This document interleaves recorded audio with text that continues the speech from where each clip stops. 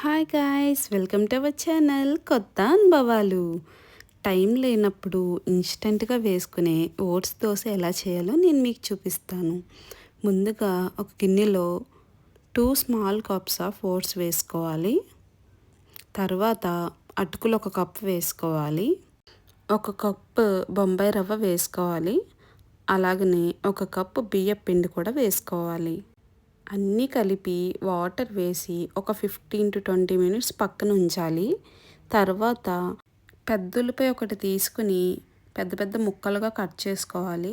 అల్లం 1 ఇంచు నీట్గా క్లీన్ చేసుకుని తీసుకోవాలి. తర్వాత కారానికి తగినంత మిర్చి తీసుకోవాలి. నేనైతే కారంగా ఉన్నాయి కాబట్టి ఒక 3 మిర్చి తీసుకున్నా. ఫస్ట్ ఆనియన్, మిర్చి, అల్లం మిక్సీ పట్టుకోవాలి.